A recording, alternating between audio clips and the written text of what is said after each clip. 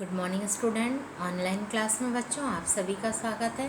मैं अल्पना सोनी आपको भारत की खोज की पार्ट 2 तलाश के बारे में जानकारी दे रही हूँ। जैसे कि बच्चों हमने पिछले क्लास में देखा था सिंधु घाटी सभ्यता के बारे में कि नेहरू जी की खोज और उनके जो विचार हैं उनसे हमें यह जानकारी मिली थी कि सिंधु घाटी सभ्यता का विकास लगभग 5000 वर्ष पुराना है। उससे संबंधित खोज, उनके वहाँ के लोग, नगरीय सभ्यता और वहाँ के व्यापार के बारे में हमने जानकारी ली थी। अब हम पढ़ेंगे भारत की शक्ति और सीमा के बारे में कि उस समय भारत की शक्ति कितनी थी, उनकी क्या सीमाएं थीं। भारत की शक्ति के स्रोतों और उसके पतन और नाश के कारणों की खोज लंबी और उलझी हुई है, पर उसके पतन के हाल के कारण पर्याप्त स्पष्ट है। भारत तकनीक की दौड़ में पिछड़ गया, यानी आधुनिक साधन की दौर में भारत पीछे हो गया और यूरोप जो तमाम बातों में एक ज़माने से पिछड़ा हुआ था, तकनीकी प्रगति के मामले में आगे निकल गया। यानी भारत और हम यूरोप की बात करें तो व्यापार के मामले में यूरोप ने अपनी आधुनिक तकनीकी में भारत देश से अधिक उन्नति कर ली थी और इस तकनीकी विकास के पीछे विज्ञान की चेतना थी। यानी वैज्ञानिक कारणों की वजह से ही खोज से यूरोप आगे निकल गया। हौसलामंद जीवनी शक्ति और मानसिकता थी। नई तकनीकों ने पश्चिमी यूरोप के देशों को सैनिक बल दिया और उनके लिए अपना विस्तार करके पूरब पर अधिकार करना आसान हो गया, क्योंकि उन्हें आधुनिक नए तौर तरीके, साधन, नया तकनीक और सैनिक बल मिला, जिससे वह आगे की ओर बढ़ता जा रहा था और विकास कर रहा था।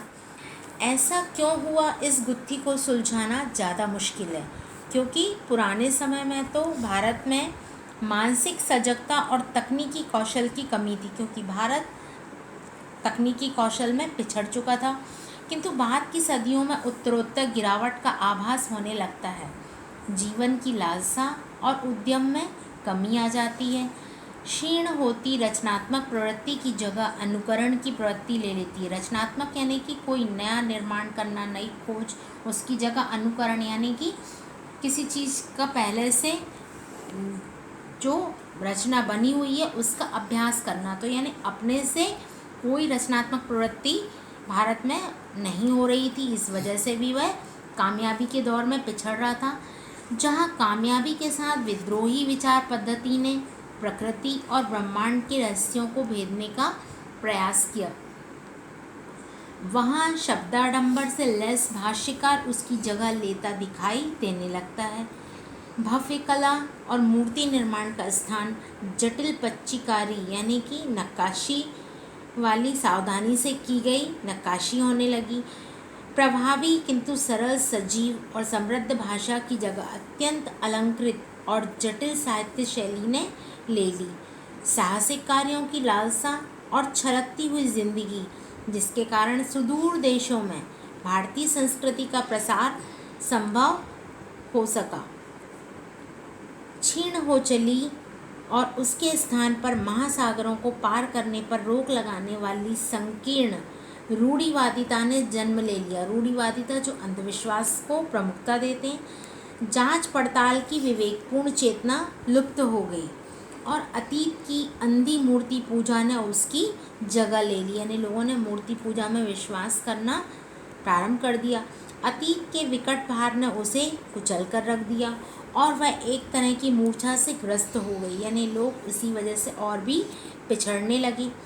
मानसिक जड़ता और शारीरिक थकावट की इस हालत में भारत का ह्रास होने लगा है। ह्रास मतलब भारत पतन की स्थिति में, यानी कि अवनति करने लगा और वह गतिहीन और जड़ हो गया। गतिहीन यानी कि वह गतिशील नहीं था, जबकि विश्व के दूसरे हिस्से प्रगति के पथ पर बढ़ते गए। यानी भारत की अपेक्षा हम अन्य देश को देखें तो वे प्रगति कर रहे थे, किंतु यह स्थिति का पूरा और पूर्णतः सही सर्वेक्षण नहीं है।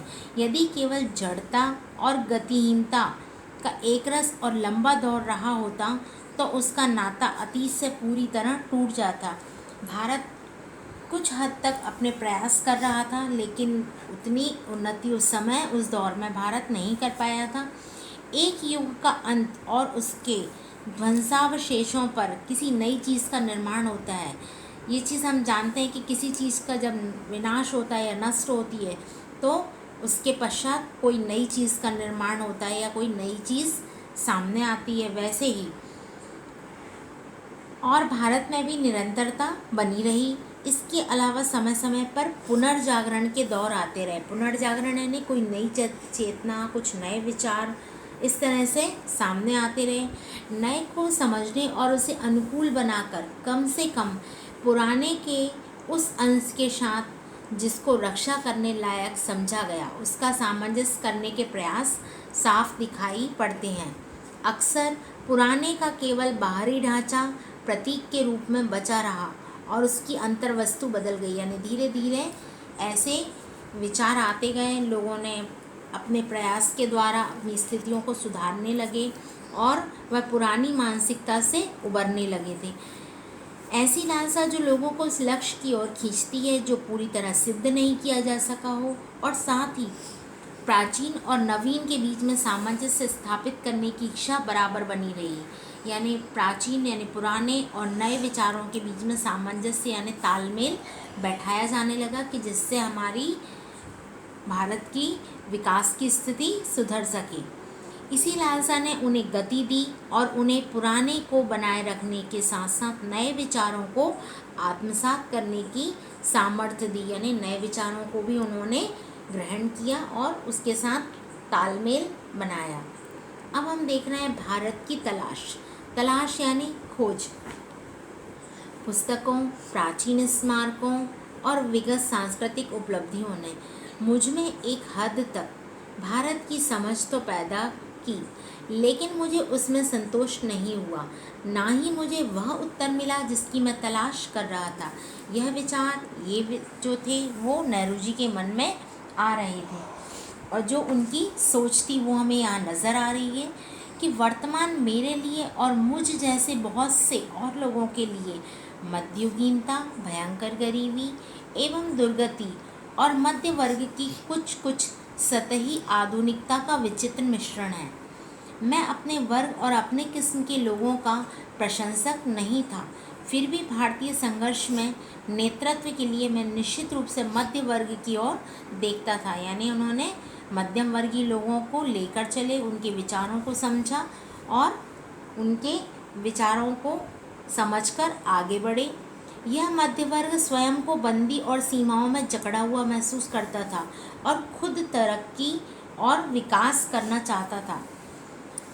अंग्रेजी शासन के ढांचे के भीतर ऐसा न कर पाने के कारण उसके भीतर विद्रोह की चेतना पनपी, क्योंकि जो मध्यम वर्गीय लोग थे वे विकास करना चाहते थे, आगे बढ़ना चाहते थे, पर भारत उस समय हमारे गुलाम की दास्ता झेल रहा था और अंग्रेजी शासन के वशीभूत था और उनके अंदर विद्रोह करने की चेतना पनपी कि हम अब अपने आवाज़ को उठाएंगे और अपनी जो भी समस्या उन्हें दूर करेंगे। लेकिन यह चेतना उस ढांचे के खिलाफ नहीं जाती थी जिसने हमें रौंद दिया था। ये उस ढांचे को बनाए रखना चाहते थे और अंग्रेज़ों को हटाकर उसका संचालन करना चाहते थे। ये मध्य वर्ग के लोग इस हद तक इस ढांचे की पैदाइश थे कि उसे चुनौती देना या उसे उखाड़ फेंकने का प्रयास करना इनके बस की बात नहीं थी।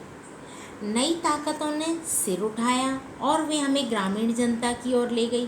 पहली बार एक नया और दूसरे ढंग का भारत उन युवा बुद्धिजीवियों के सामने आया जो उसके अस्तित्व को लगभग भूल ही गए थे और उसे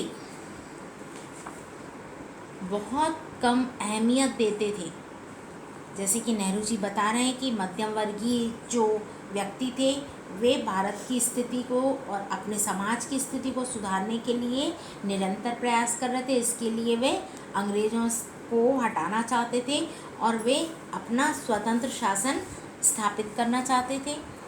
यह दृश्य बेचैन कर देने वाला था, इसलिए कि उसने हमारे कुछ मूल्यों और निष्कर्षों में संदेह उत्पन्न कर दिया था। तब हमने भारत के वास्तविक रूप की तलाश शुरू की और इससे हमारे भीतर इसकी समझ और द्वंद्व यानी कि मन में विचारों का टकराव दोनों ही पैदा हुए। कुछ लोग इस ग्रामीण समुदाय से पहले से परिचित थे, इसलिए उन्हें कोई नया उत्तेजक अनुभव नहीं हुआ, पर मेरे लिए यह सही अर्थों में नई तलाश के लिए यात्रा थी। गोया कि मुझे बराबर अपने लोगों की असफलताओं और कमजोरियों का दर्द भरा एहसास रहता था, पर भारत की ग्रामीण जनता में कुछ ऐसा था जिसे परिभाषित करना कठिन है, पर उसने मुझे बराबर आकर्षित किया। और उनमें कुछ ऐसी बात थी जो मध्यम वर्ग में अनुपस्थित थी। जैसे कि इस पैराग्राफ में नेहरू जी हमें यह बता रहे हैं कि एक ग्रामीण समुदाय के जब विचारों से वे परिचित हुए और उन्होंने अपनी खोज के दौरान यह जाना कि जो ग्रामीण हैं वे एक नए जोश के साथ, एक नए विचारों के साथ हमारे देश की प्रगति करना चाहते हैं और वे मध्यम वर्ग के लोगों से ज़्यादा शक्तिशाली नज़र आए। तो उन्होंने सोचा कि ग्रामीण समुदाय या जो ग्रामीण जनता है उनमें एक नया जोश है और वह विकास के लिए आगे अग्रसर भी है। मैं आम जनता की अवधारणा यानी कि सोच को काल्पनिक नहीं बनाना चाहता। मेरे लिए भारत के लोगों का अपनी सारी विविधता के साथ वास्तविक अस्तित्व है। उनकी विशाल संख्या के बावजूद मैं उनके बारे में अनिश्चित समुदायों के नहीं, व्यक्ति के रूप में सोचने की कोशिश करता हूँ। यह विचार नेहरू जी अपने मन में सोच रहे हैं कि मैं किसी भी विचारों को काल्पनिक नहीं बनाना चाहता, सिर्फ सोचना नहीं चाहता, बल्कि इतने भारत में विविध लोग जो रह रहे हैं साथ में, उनके सभी के विचारों को लेकर वे आगे बढ़ना चाहते थे और मैंने उनसे बहुत अपेक्षाएं नहीं रखी। शायद इसलिए मुझे निराशा भी नहीं हुई। मैंने जितनी उम्मीद की थी उससे कहीं अधिक पाया। मुझे सूझा कि इस कारण और इसके साथ उनमें जो एक प्रकार की दृढ़ता और अंतःशक्ति है, उसके कारण भारत की प्राचीन सांस्कृतिक परंपरा है जिसे उन्होंने कुछ अंशों में अब भी बचाए रखा है। पिछले 200 वर्षों में उन्होंने जो अत्याचार झेला है, बहुत कुछ तो उसी के कारण समाप्त हो गया, फिर भी कुछ तो ऐसा बच रहा है जो सार्थक है और उसके साथ बहुत कुछ ऐसा है जो निरर्थक और अनिष्टकर है। जैसे कि नेहरू जी अपने विचार बता रहे हैं कि भारत अपने विकास के लिए अग्रसर था और उन्हें कई चुनौतियों का सामना करना पड़ा और उन्होंने, नेहरू जी ने जाना कि ग्रामीण समुदाय और मध्यम वर्गीय जो जनता है उनके विचारों के साथ एक नई खोज चाहते थे। उन विचारों को लेकर वह अंग्रेज शासन के खिलाफ जाना चाहते थे, भारत में एक स्वतंत्र सत्ता स्थापित करना चाहते थे और वे जान रहे थे कि ऐसा 200 वर्षों से भारत ने इन अत्याचारों को झेला है।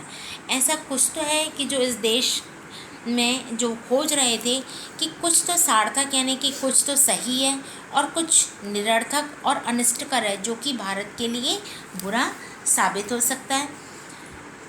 तो बच्चों, हम देखेंगे अब आगे की क्लास में भारत माता के बारे में कि इसमें हम आपको उनके बारे में, उनके विचारों से परिचित कराएंगे और इस पार्ट में जितनी भी मैंने रेखांकित की हुई लाइनें हैं उनको आप अच्छे से पढ़ेंगे और समझेंगे, क्योंकि उन रेखांकित यानी अंडरलाइन वाले जो लाइन है उनसे आपके जो क्वेश्चन है, खालिस्तान है, वन वर्ड में जैसे उत्तर दो, इस तरह से एक शब्द में उत्तर दो या वैकल्पिक प्रश्न है, उनका निर्माण होगा। इसलिए मैं आपको इस पार्ट को समझाने की मेरा उद्देश्य भी यही है कि मैं आपको जानकारी दूं और साथ ही साथ इन रेखांकित लाइनों को विशेष रूप से आप पढ़ेंगे। थैंक यू बच्चों।